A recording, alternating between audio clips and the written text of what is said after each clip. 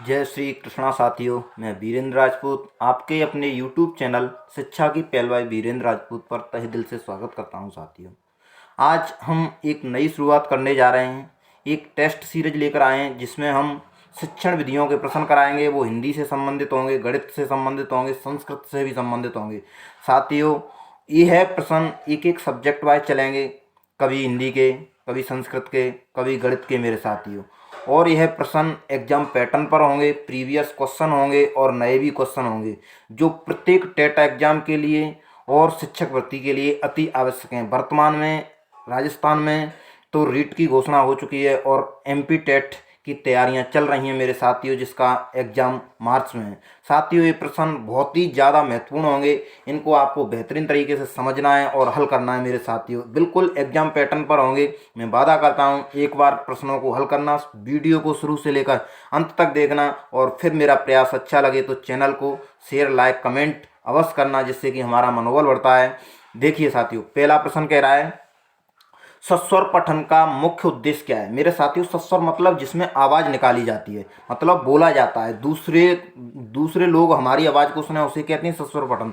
क्या मुख्य उद्देश्य क्या है? मौन पठन करना नहीं साथियों। बच्चों की पढ़ने संबंधी झिझक को समाप्त करना, बोल बोल कर पढ़ना, द्रुत गति से पढ़ना। मेरे साथियों, तीनों ही ऑप्शन में आवाज़ तो हो रही है, लेकिन सस्वर पठन का मतलब है हम अर्थ ग्रहण करते जाएं। तो साथियों, इसका सटीक आंसर होगा आपका बच्चों की पढ़ने संबंधी झिझक को समाप्त करना। साथियों, सटीक आंसर क्या होगा?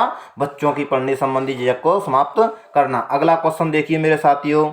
अगला क्वेश्चन है मेरे साथियों कि पढ़ना कौशल में सबसे ज्यादा महत्वपूर्ण, यानी साथियों पढ़ने का शाब्दिक अर्थ होता है हम दी हुई विषय वस्तु का अर्थ ग्रहण करते जाना, उसका वास्तविक पढ़ना इसी को कहते हैं मेरे साथियों। तो इसका सटीक आंसर क्या होगा? शब्दों और वाक्यों को शुद्ध रूप से उच्चारित करना, केवल अक्षर पहचानना, तेज गति से पढ़ना, संदर्भानुसार अर्थ ग्रहण करना। मैंने साथियों आपको पहले ही बताया कि पढ़ने का शाब्दिक अर्थ है दी हुई विषय वस्तु का अर्थ ग्रहण करना। तो इसका सटीक आंसर होगा मेरे साथियों कि संदर्भानुसार अर्थ ग्रहण करना। साथियों, अगला प्रश्न देखिए मेरे साथियों। बिल्कुल ये प्रश्न एग्जाम पैटर्न पर है साथियों। आपको भरोसा और पूरा विश्वास दिलाता हूं कि आपको कभी भी थकने नहीं दूंगा, हारने नहीं दूंगा मेरे साथियों। देखिए मेरे साथियों, अगला क्वेश्चन है, उच्च प्राथमिक स्तर पर समझकर पढ़ने के संदर्भ में सर्वाधिक महत्वपूर्ण है। यानी उच्च प्राथमिक स्तर जो 6 से 8 का स्तर होता है, उस पर पढ़ने के संदर्भ में सर्वाधिक महत्वपूर्ण क्या है मेरे साथियों? तो इसमें कह रहा है तीव्र गति से पढ़ते जाना। मेरे साथियों, तीव्र पढ़ने से कोई अर्थ नहीं निकलेगा। बोल बोलकर शुद्ध उच्चारण के साथ पढ़ना साथियों कुछ हद तक हो सकता है, लेकिन नहीं। लिखित सामग्री में शब्दों की पहचान करना, किसी लिखित सामग्री का यथार्थ समझना। मेरे साथियों, जब 6 से 8 तक बच्चा हो जाता है तो अपने आप पढ़ते हुए वह विषय वस्तु का अर्थ ग्रहण करते जाता है। तो साथियों, इसका सटीक आंसर होगा किसी भी लिखित सामग्री का, किसी भी लिखित सामग्री का यथार्थ समझना मेरे साथियों। अगला प्रश्न देखिए मेरे साथियों। अगला प्रश्न क्या कहता है मेरे साथियों? यदि आपको कोई भी प्रश्न में डाउट होता है और किसी भी प्रश्न में किसी भी प्रकार की समस्या होती है तो आप कमेंट बॉक्स में कमेंट लिख सकते हैं साथियों। अगले वीडियो में उसका समाधान कर दिया जाएगा मेरे साथियों। अगला प्रश्न है मेरे साथियों, मौन पठन के विषय में धारणा क्या है। साथियों, मौन पठन का है कि हम मन ही मन पढ़ना, अर्थात हमें हमारी आवाज़ दूसरे को सुनाई ना देना, सिर्फ हम मन ही मन में पढ़ना और उसका अर्थ ग्रहण करते जाना, उसे कहते हैं साथियों मौन पठन। तो मौन पठन के विषय में धारणा क्या है मेरे साथियों? इसमें पठन की गति धीमी हो जाती है, एकाग्रचित होकर पढ़ने का अभ्यास होता है, पढ़ने की धीमी ध्वनि होठों से निकलती है, इसे आदर्श वाचन के तुरंत बाद किया जाता है साथियों। इसका ना तो ऑप्शन तीसरा है, चौथा है मेरे साथियों, ना ही इसमें पहला है मेरे साथियों। इसका है एकाग्रचित होकर पढ़ने का अभ्यास होता है मेरे साथियों। इसका सटीक आंसर है एकाग्रचित होकर पढ़ने का अभ्यास होता है मेरे साथियों। हम मन ही मन पढ़ते जाएंगे और उसका भावार्थ ग्रहण करते जाएंगे। अगला प्रश्न देखिए मेरे साथियों। अगला प्रश्न क्या कहता है? वाचन के समय पुस्तक की आंखों से दूरी होनी चाहिए, होनी चाहिए। तो इसका सटीक क्या है मेरे साथियों? जैसे कि मैं कोई किताब पढ़ रहा हूं, मेरे किताब और मेरी आंखों के बीच की जो दूरी है वो कितनी होनी चाहिए मेरे साथियों? इसका सटीक आंसर है 12 इंच। कितनी होनी चाहिए मेरे साथियों? इसका सटीक आंसर है 12 इंच। अगला प्रश्न देखिए मेरे साथियों। अगला प्रश्न क्या कहता है मेरे साथियों? देखिए मेरे साथियों, अगला प्रश्न कहता है मेरे साथियों, थोड़ा सा हाँ साथियों, अगला प्रश्न कह रहा है मेरे साथियों, कविता शिक्षण में मौन पाठ वर्जित है, क्योंकि मैंने आपको बताया कि मौन पठन से क्या होता है, हम सिर्फ अपने मन में अपने आप सिर्फ आंखों का तालमेल होता है और माइंड का तालमेल होता है साथियों, इसमें किसी को आवाज़ सुनाई नहीं जाती है। तो कविता शिक्षण में मौन पाठ वर्जित है, क्योंकि इसका तात्पर्य साथियों समय का दुरुपयोग होता है। नहीं साथियों, मौन पठन में तो समय का सदुपयोग होता है, छात्रों का अवधान बाधित होता है। नहीं साथियों, इसमें तो ध्यान हम एकाग्रचित होकर पढ़ते हैं मेरे साथियों, इसमें रसानुभूति में व्यवधान होता है। हाँ साथियों, इसमें रसानुभूति में व्यवधान होता है, क्योंकि इसमें हम मन ही मन पढ़ेंगे तो हमें कोई इंटरेस्ट नहीं आएगा, दूसरे को सुनाई नहीं देगा तो वो नहीं सुनेगा, शिक्षण का प्रवाह समाप्त हो जाता है। नहीं साथियों, बिल्कुल लय के साथ गति के साथ पढ़ते जाते हैं। तो इसका सटीक आंसर है मेरे साथियों, क्या है इसका सटीक आंसर, इसमें रसानुभूति में व्यवधान होता है मेरे साथियों। अगला प्रश्न देखिए मेरे साथियों, अगला प्रश्न क्या कहता है, लेखन से संबंधित नहीं है। लेखन मतलब जो लेखन कौशल होता है, लेखन से संबंध, बैठने का उचित ढंग। हाँ मेरे साथियों, लिखते वक्त हमें सबसे पहले बच्चे का बैठने का तरीका सटीक होना चाहिए।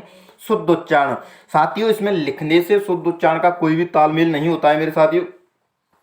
अगला, लेखनी पकड़ने का ढंग। हाँ मेरे साथियों, जब तक बच्चा ठीक ढंग से अपनी लेखनी यानी कलम को नहीं पकड़ेगा तब तक नहीं लिख सकता है मेरे साथियों। आंखों से कागज की दूरी। हाँ मेरे साथियों, लिखते वक्त आंख और जो अपने पास जो पुस्तक होती है यानी रफ वर्क होता है, कोई भी पुस्तक होती है, उसमें लिखते वक्त तालमेल जो बीच की दूरी है वो फिक्स होनी चाहिए मेरे साथियों। तो इसका लेखन से संबंधित नहीं है, इसका सटीक आंसर है मेरे साथियों शुद्ध उच्चारण ना होना मेरे साथियों। अगला प्रश्न देखिए मेरे साथियों, अगला प्रश्न क्या होता है, किसका संबंध बोलने के कौशल के विकास से नहीं है। साथियों ऐसा कौन सा ऑप्शन है जिसमें जो बोलने से संबंधित नहीं है, शुद्धोच्चारण। नहीं साथियों, इसमें बोला जाता है सस्वर वाचन। हाँ साथियों, इसमें भी बोला जाता है। और एक है कविता पाठ। हाँ साथियों, इसमें भी बोला जाता है। प्रतिलिपि, प्रतिलिपि कहते हैं साथियों जो पुस्तक लिखी हुई होती है ना, किसी भी पुस्तक में लिखी हुई जो विषय वस्तु होती है उसे कहते हैं प्रतिलिपि मेरे साथियों। तो इसका सटीक आंसर होगा मेरे साथियों प्रतिलिपि। क्या होगा मेरे साथियों, प्रतिलिपि। अगला प्रश्न देखिए मेरे साथियों, अगला प्रश्न क्या कहता है मेरे साथियों, उपचारात्मक शिक्षण में क्या नहीं होना चाहिए। साथियों उपचारात्मक शिक्षण का तात्पर्य है मेरे साथियों कि किसी भी बच्चे की कोई समस्या है, उस समस्या का समाधान करना ही क्या कहलाता है मेरे साथियों, उस समस्या का समाधान करना ही क्या कहलाता है, उपचारात्मक शिक्षण कहलाता है। तो उपचारात्मक शिक्षण करते वक्त हाँ छात्र का उत्साहवर्धन करना चाहिए, या साथियों उसका मनोबल बढ़ाना चाहिए। अभ्यास के लिए उसे कहना चाहिए साथियों सहानुभूति भी रखनी चाहिए, लेकिन उपहास, उपहास का मतलब बच्चे के प्रति आलोचना करना, उसके साथ मतलब गलत बात करना, उसे जो कहता है नहीं तू खराब है, तेरे पे पढ़ना नहीं आता है, तो ऐसी बातें हमें नहीं करनी चाहिए, क्योंकि बच्चा आंतरिक रूप से फिर प्रेरित नहीं होगा और बल्कि कुंठित हो जाएगा। तो साथियों इसका सटीक आंसर होगा, इसका है कि उपहास, यानी पढ़ते वक्त यानी उसका जो उपचार करते वक्त हमें उसका उपहास नहीं करना चाहिए, उसे डिमोटिवेट नहीं करना चाहिए साथियों। अगला प्रश्न देखिए मेरे साथियों, अगला प्रश्न क्या कहता है, अगला प्रश्न कह रहा है साथियों अर्थ ग्रहण के कौशल के विकास के लिए अधिक उपयोगी है। मतलब ऐसे कौशल मतलब जो किसी भी विषय वस्तु का हम अर्थ ग्रहण करें तो उसके लिए सर्वाधिक क्या उपयोगी है, व्याकरण शिक्षा।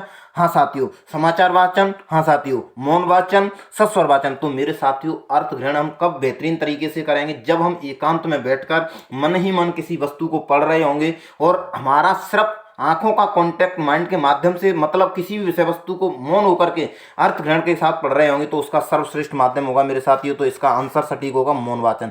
मौन वाचन के माध्यम से हम किसी भी विषय वस्तु का सटीक अर्थ ग्रहण कर सकते हैं। अगला प्रश्न देखिए मेरे साथियों, अगला प्रश्न क्या कहता है मेरे साथियों, हिंदी भाषा की कितनी बोलियां हैं। साथियों हिंदी भाषा में बोलियां बताई गई हैं 18। साथियों कितनी बोलियां बताई गई हैं, हिंदी भाषा में 18 बोलियां बताई गई हैं। तो साथियों इसका सटीक आंसर होगा 18। कितना होगा मेरे साथियों, 18 होगा। अगला प्रश्न देखिए मेरे साथियों, अगला प्रश्न क्या कहता है मेरे साथियों, अगला प्रश्न कह रहा है मेरे साथियों भाषा सीखने में शब्दकोश का बहुत महत्व। हाँ साथियों, जब हम किसी भाषा का अध्ययन करते हैं हमारा जितना शब्द भंडार बेहतरीन होगा, हम उतनी ही अधिक अच्छी तरीका से किसी भी विषय वस्तु का अर्थ ग्रहण कर सकेंगे। तो साथियों इसमें कह रहा है कि भाषा सीखने में शब्दकोश का बहुत महत्व है। निम्नलिखित में से शब्दकोश का सबसे कम महत्वपूर्ण उपयोग कौन सा है। साथियों ऐसा कौन सा ऑप्शन है जिसमें कम महत्व दिखाया गया है, अक्षरों वर्णों का क्रम जानना। अगला ऑप्शन है साथियों किसी भी शब्द का अर्थ जानना, किसी शब्द का समानार्थी शब्द जानना, किसी शब्द की सही वर्तनी जानना। हाँ साथियों, इसके लिए हमें शब्द का अर्थ जानना चाहिए। किसी शब्द का समानार्थी, जैसे पर्यायवाची कहते हैं, आंख का अच्छू हो गया, चच्छी हो गया और नयन हो गया, तो हाँ एक से अधिक अर्थ जानने चाहिए। किसी भी शब्द की सही वर्तनी जानना। हाँ साथियों, शुद्ध और अशुद्ध में अंतर हो जाता है मेरे साथियों। कोई भी शब्द अशुद्ध हो जाता है तो उसका अर्थ भी अनर्थ हो जाता है। तो इसका सटीक आंसर है साथियों, इसका सटीक आंसर है मेरे साथियों, अक्षरों या वर्णों का क्रम जानना। इसकी हमें ज़्यादा ज़रूरत नहीं होती है मेरे साथियों। अगला प्रश्न देखिए मेरे साथियों, उच्च प्राथमिक स्तर पर भाषा शिक्षण का मुख्य उद्देश्य है मेरे साथियों। इसका आय है कि उच्च प्राथमिक स्तर पर भाषा शिक्षण का मुख्य उद्देश्य प्रसिद्ध साहित्यकारों से परिचित कराना। नहीं साथियों, प्रसिद्ध साहित्यकार से बच्चे को इतना परिचित कहाँ कराएंगे, साहित्यिक विधाओं। हाँ साथियों, जैसे कविता शिक्षण, गद्य शिक्षण, कहानी शिक्षण, जैसे बच्चा उच्च प्राथमिक यानी 6 से 8 में पहुंच जाता है तो बच्चा इन चीज़ों को समझने योग्य हो जाता है। तो साहित्यिक विधाओं से परिचय और व्याकरणिक नियम, हाँ साथियों, जैसे संधि के नियम, समास के नियम और आपके उपसर्ग के नियम, प्रत्येक छोटे छोटे नियमों के माध्यम से हम बच्चे को आगे बढ़ा सकते हैं साथियों और उसे व्याकरण का ज्ञान दे सकते हैं। तो इसका सटीक आंसर होगा मेरे साथियों, साहित्यिक विधाओं से परिचित और व्याकरणिक नियम सिखाना मेरे साथियों। इसका सटीक आंसर यही होगा मेरे साथियों। हिंदी भाषा की पाठ्यपुस्तक पढ़ाना नहीं साथियों, उपरोक्त में से कोई नहीं। तो इसका सटीक आंसर है मेरे साथियों यही।